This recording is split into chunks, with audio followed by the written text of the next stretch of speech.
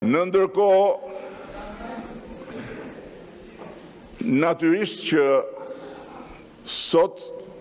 pikërisht pse drejtësia është e pavarur,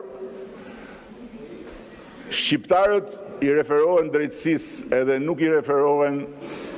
atyre që duan të bëjnë prokurorin rrugëve dhe që pastaj kur dalin në rrugë mbeten kashte koqe, siç më thanë se kishin mbetur përpara 1-2 netësh. Dhe e fundit që kam në këtë aspekt është kënga e mjerueshme e fondeve të bujqësisë. Dua t'i them shqiptarëve se Olafi, i cili bën hetime për llogari të Komisionit Evropian, për vitin 2019 dhe 2023 nuk ka gjetur shkelje të njëjtës natyrë siç ka gjetur në Shqipëri, vetëm në këto vende: Luksemburg, Maltë, Qipro, Irlandë dhe Hollandë. Ndërkohë që shuma e vendosur nga Olafi përpara vendeve të tjera të Bashkimit Evropian, që nga Italia tek Greqia, nga Hungaria tek Portugalia, nga Bullgaria tek Danimarka dhe Estonia, nga Polonia tek Rumania, është mbi 1 miliard euro.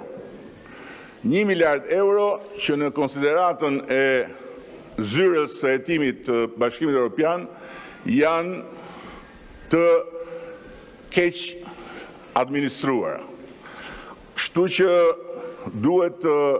mësohemi edhe me këtë aspekt, sepse jemi pranë Bashkimit Evropian dhe thjesht duhet të ulim kokën, të korrigjojmë çfarë mund dhe duhet korrigjojmë dhe gjithmonë të jemi të hapur për të korrigjuar përmes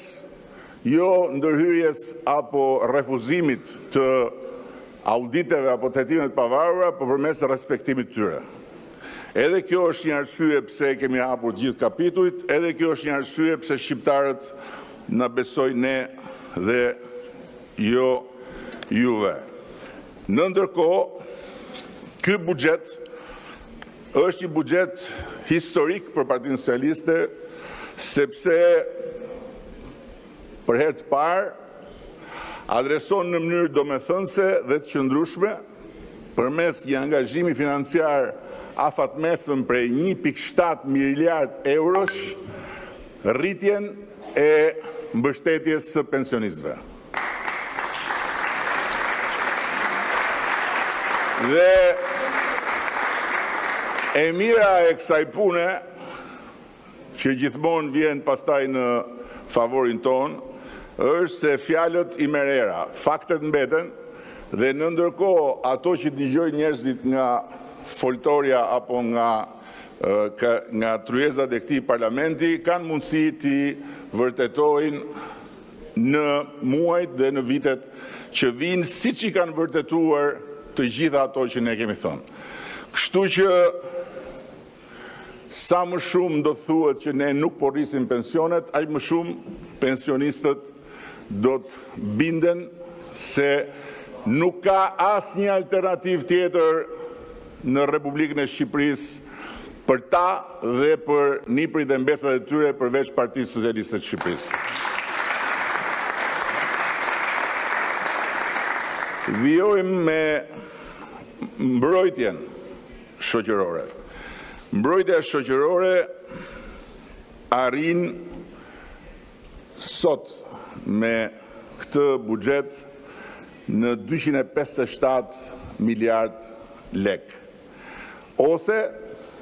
me një rritje prej 11.6 miliardësh, që e thënë ndryshe janë 116 milion euro. Kjo shumë për mbrojtjen sociale, ndërkohë që nga një anë varfëria ulet, nga ana tjetër papunësia ulet, është më shumë se sa 2 fishi i mbrojtjes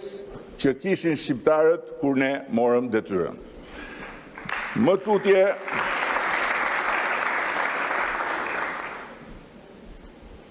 pensionistët